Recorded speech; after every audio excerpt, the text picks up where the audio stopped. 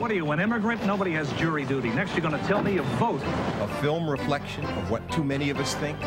Who does get called and who gets chosen? To Be a Juror, it's next on Due Process.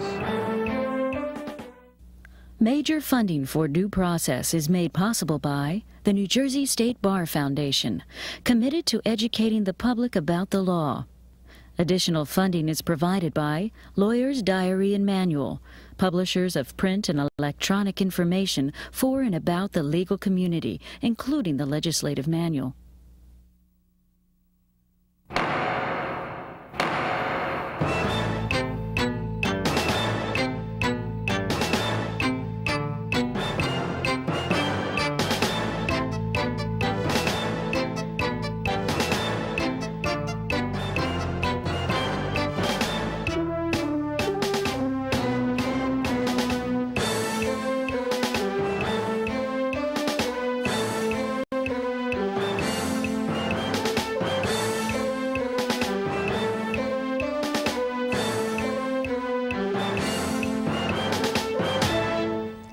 Most Americans will never have to worry about being a defendant or even a witness at trial. But being a juror, well, that's something else.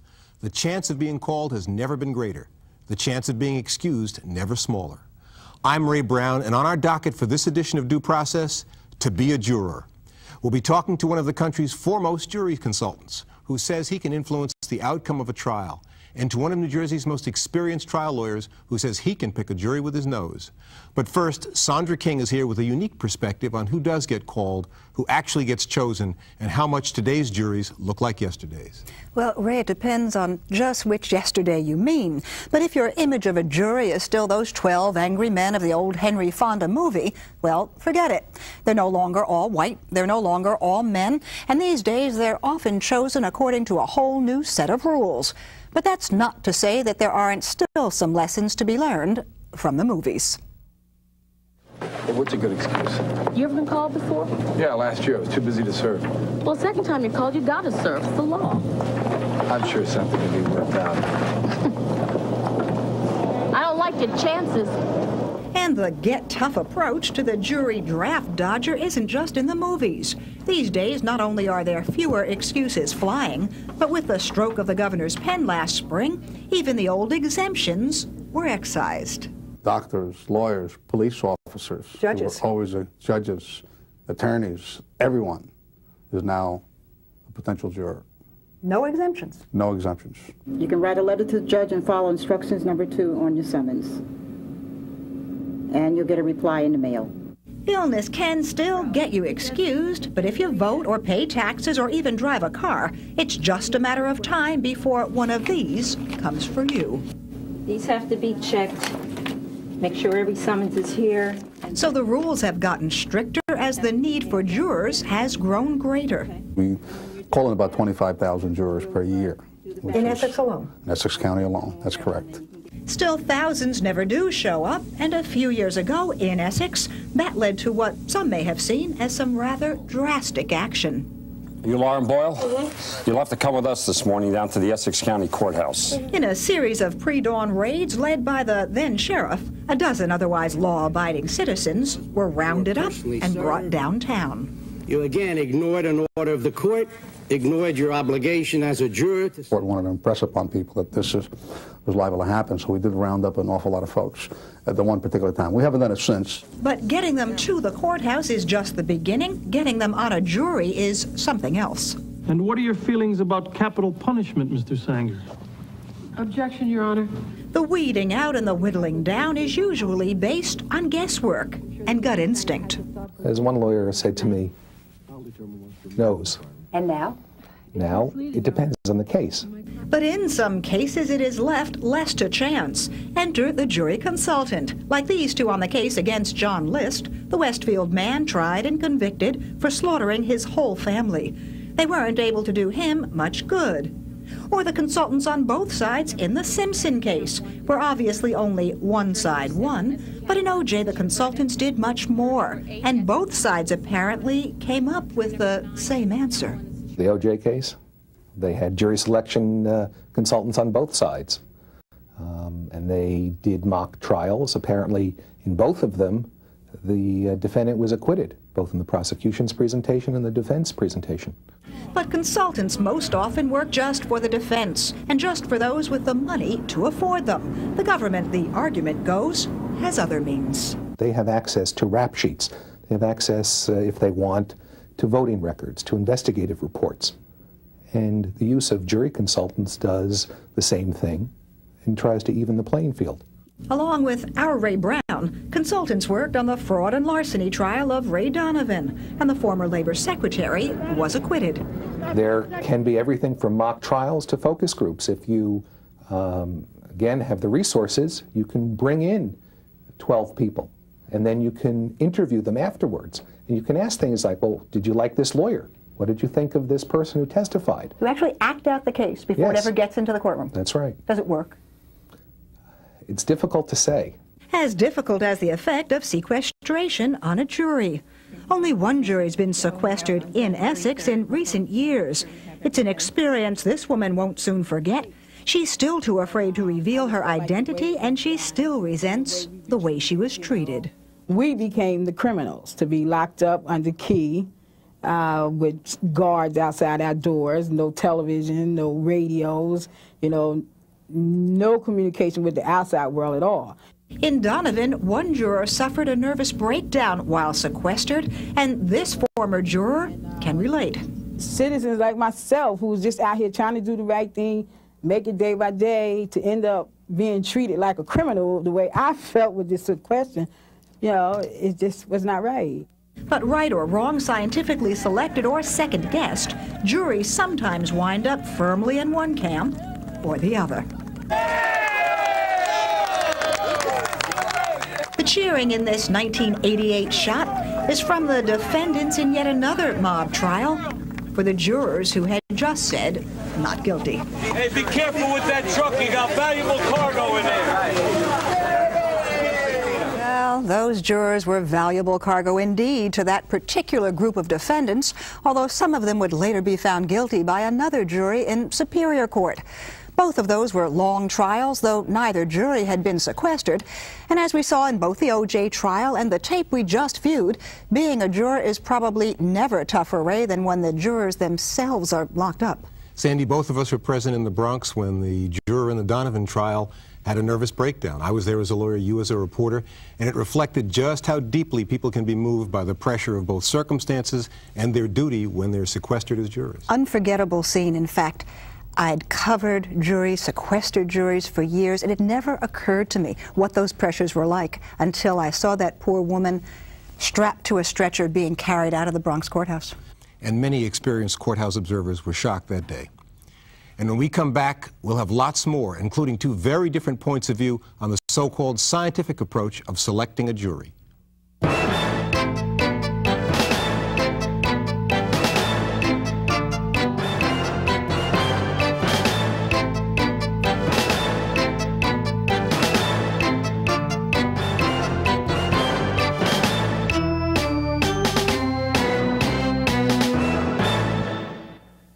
I'm pretty comfortable with the idea of a jury, juries. Although it's pretty hard to think of 12 people you'd really want, selecting your fate on something important, eh? It's something that I would like to do again if I got the chance.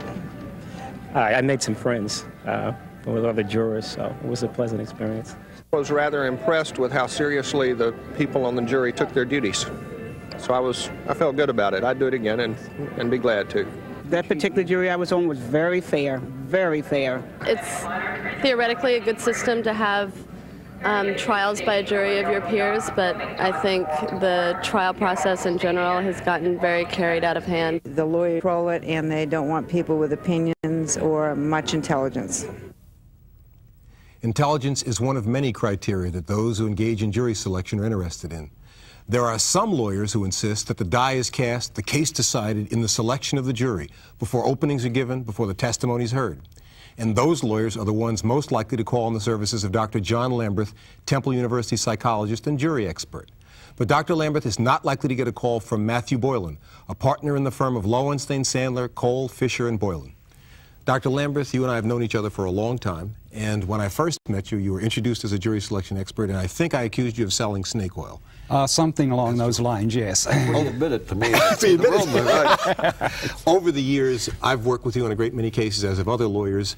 When good results have been produced, which is very frequently, the lawyers claim that we did it and you just tagged along, you have a contrary view. What is it you do that makes you think that you've contributed to these results? Well, it's just the fact that the juries are very, very important, and helping the lawyer to make his preemptory challenges is very important, and that's what I think I do, and that sort of assistance that I'm able to give. So when you say peremptory challenges, when a lawyer has the right to knock certain people off the jury and take them out of the box before the case begins, he will sometimes turn to an expert. But what have you done before the trial in order to help the lawyer make the judgment about who should be picked? Well, we do one of three things. We can do either focus groups if we really don't know what the defense should be. We can do surveys to develop demographic profiles, or we can do mock trials, which has the case presented to a group of mock jurors who then decide it, and the attorneys then have the opportunity to listen to the deliberations and talk to those mock jurors after the trial. So when you say surveys, for example, you might do a survey that would say that left-handed people with 3 children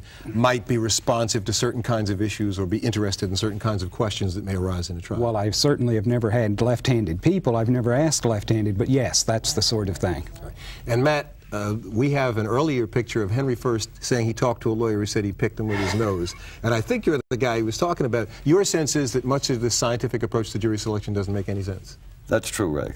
That once you get into the courtroom, it's such an interactive process that nothing that can be done outside of the courtroom can engender in the jurors what they're going to actually experience in the courtroom.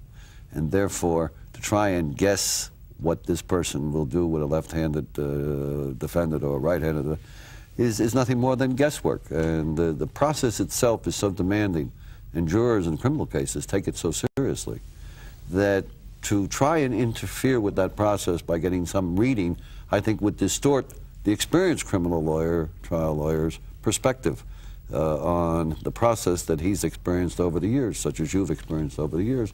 And although it's nice to have the luxury of Dr. Lambert's expertise, in the final analysis, that jury is going to interact in that courtroom with defendants' witnesses in such a way that no one can really determine what they're going to do until they go in that room and do it. When potential jurors are first seated in a box, the lawyers get to ask questions, although in New Jersey you get to ask them through the judge. And those questions are designed to find out about what those jurors think, maybe what they read, what they watch on television, and what they think about issues like drugs or wiretaps or violence or knives or their experience. And we hope to get honest answers from them that give us a sense of what they may do in a trial. That's true. And you say that the best way to evaluate those answers is to use the instinct you've built over life and an experience as a trial lawyer. Yes. Doc Lambert, you say you have to know something going into the room before you can make good use of the answers they give you? Well, it certainly helps if you have something, and it certainly helps if you know a little bit about them, because so often in cases you get very little information when the jury is picked, because the questions are asked by the judge and they're limited. You can't give them just unlimited questions, so that the information that is developed is really very meager in many instances. Well, much of the outcry after the jury selection that took place in the Simpson case was that too much was being asked of jurors. Their privacy was being invaded. What kind of information is it that you really want to know about jurors? Well, it really is on a case-by-case basis, but basically you want to know demographic information about them, you want to know some information about their educational level, you want to know some information of whether they've sat on a jury before, and if they have sat on a jury before, what was the outcome of that particular jury deliberation. There are a number of things that we would like to know. Well, you get some of that information in the process you described, Ray. You do find out from the court questions whether they sat on a jury before, what the outcome of that verdict might have been. You get some idea of their education from the jobs that they handled. See, what I tried to do, and I think what a lot of lawyers like to do, is to show the jury you have confidence in the jury. And therefore, the less prying into their lives, and that's what they view it, the more confident they are that you have confidence. So you think it's possible to go too far in prying into people's lives? Yes. I think that you've got to establish that relationship with the jury of one of trust. And I've seen the look on a jury's face when I say, well, I'll take the jury as it's presently constituted. Now, Doc, I would take it that your view is you can't know too much about jurors. That's right. So is there any area that you wouldn't ask about if you thought the judge would be willing to ask the questions?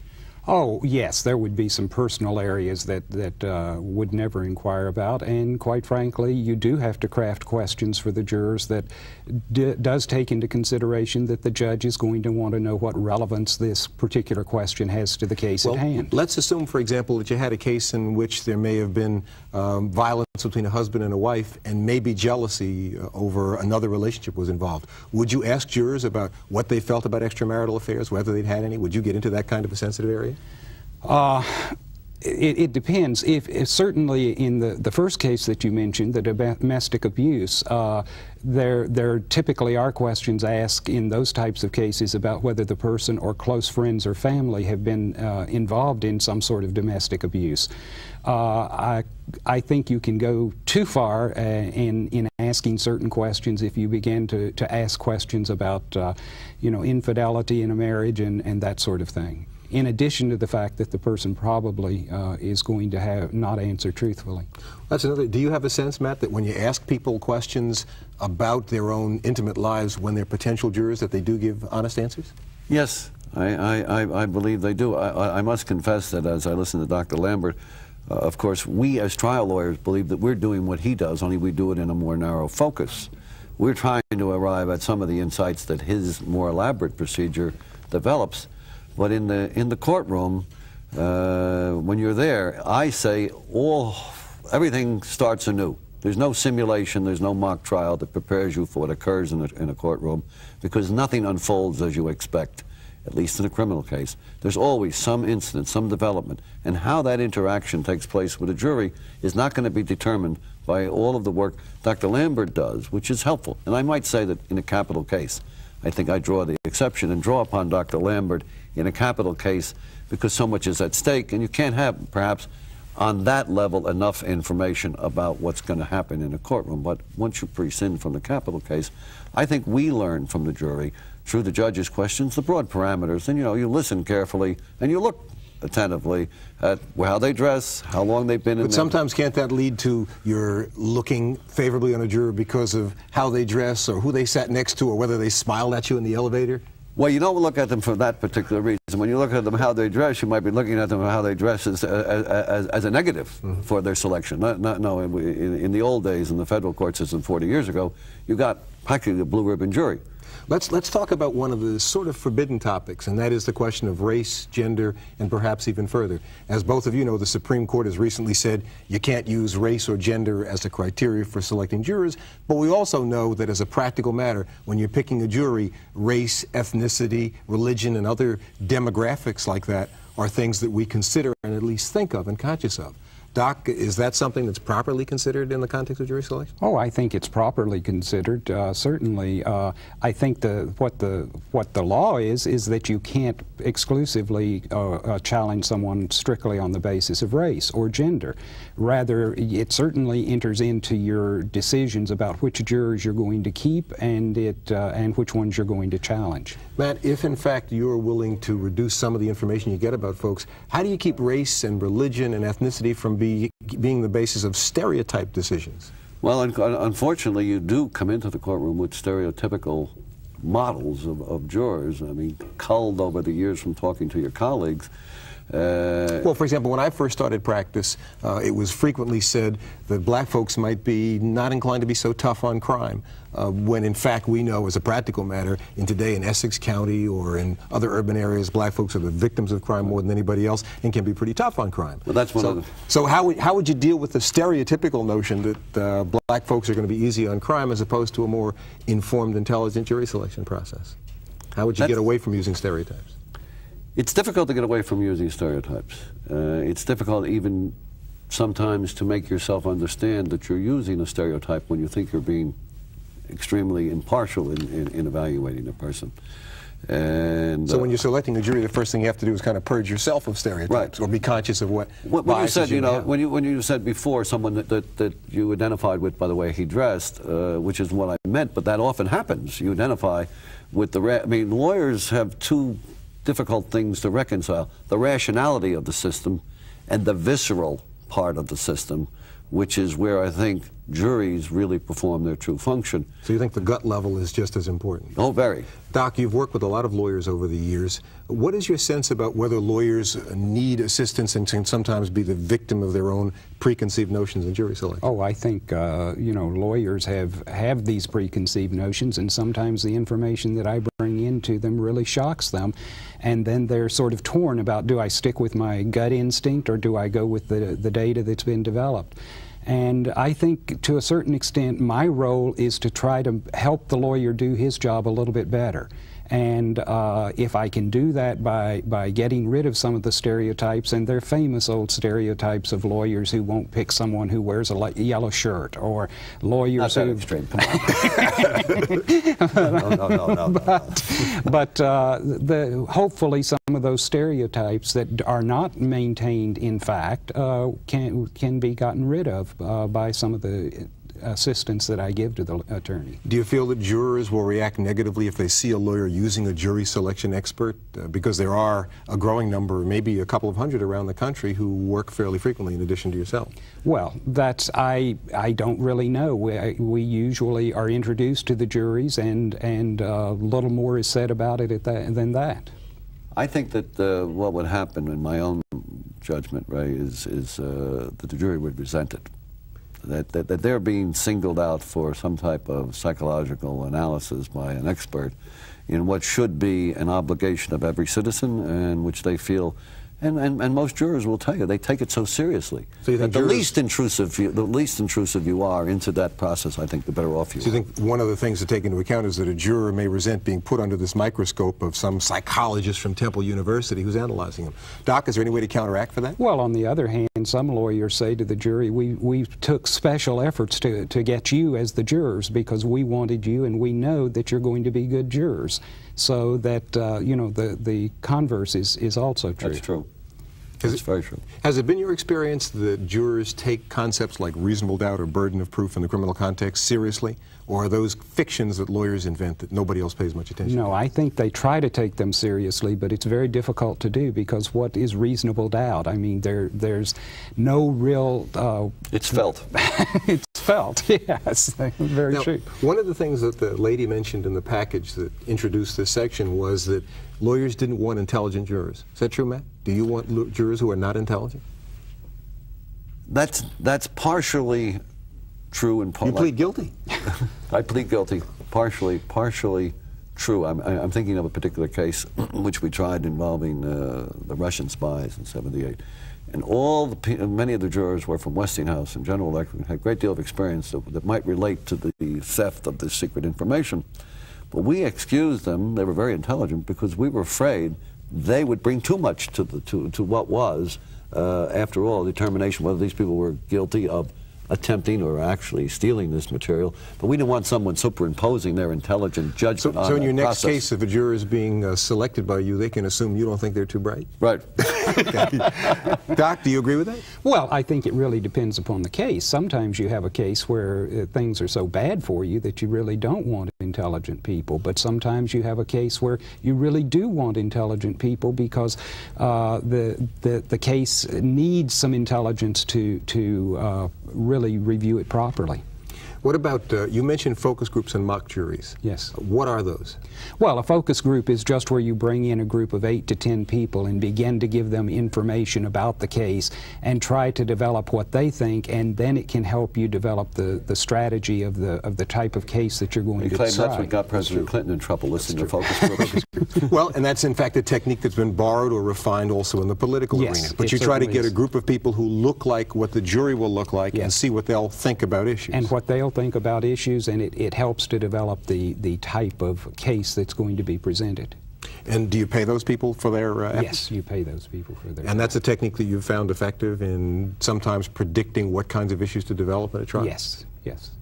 Matt, have you ever used a focus group or a No, I have not, although I've worked with lawyers who have, and I've worked with Ted Wells, doesn't always work. As I say, the real thing is not quite like the focus group environment. Well, let me ask you one other question about lawyers. Do you find that judges are responsive to your getting in-depth information about jurors, or do judges want to move along and get the trial underway? Judges want that trial underway, believe that they believe it's really hocus pocus, because they've been sitting through hundreds of trials. And what's been the response of judges when you've been introduced to them as assisting one of the lawyers in a trial then? Well, usually they are interested. A number of them are very interested in what I do, and sometimes after the jury is selected and the trial's over, they want to talk about what was going on and what sort of criteria we were using. Of course, my judgment is somewhat influenced by the fact that everyone that puts a market out, and I do a lot of civil work, does a study as to how that product will make it or not make it. And 99 out of 100 products are put out there with a favorable endorsement from some focus group or some series of groups and doesn't make it. Well, do you think sometimes lawyers and jury selection experts kid themselves about what the issues are, and that they can be deceived by doc scientific evidence into thinking they have and they can be equally deceived by themselves. I mean, they certainly can be deceived by themselves and think they have a good defense, and the focus group says to them no, or the jury, mock jury says to them no. So you've actually found lawyers who will hire you and then not be responsive to the information you bring them about the attitudes jurors may have? Some of them. Where it's very helpful, Ray, is where you have a case where you don't think it's a case that should go to a jury, and the client insists upon it. And then you bring in Dr. Lambert, and he does a focus group, and the client sees what the reaction of the jury is to his story.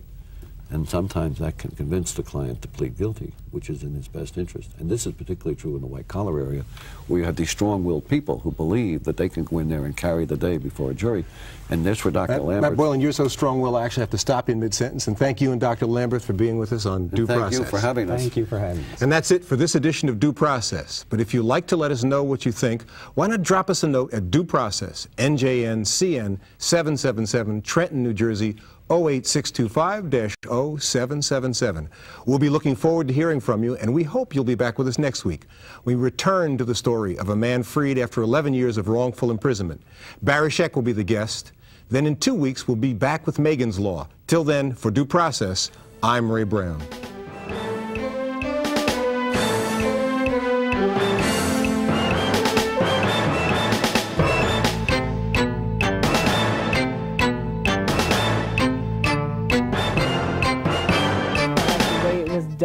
And then the way we were treated, you know, we became the criminals, to be locked up under key with guards outside our doors, no television, no radios, you know, no communication with the outside world at all. I mean, we were locked up and didn't find out the World Trade Center had been bombed. It was a week later when we found out that it had been bombed, you know, and it's just, to me, it just wasn't fair to take people away from all of that.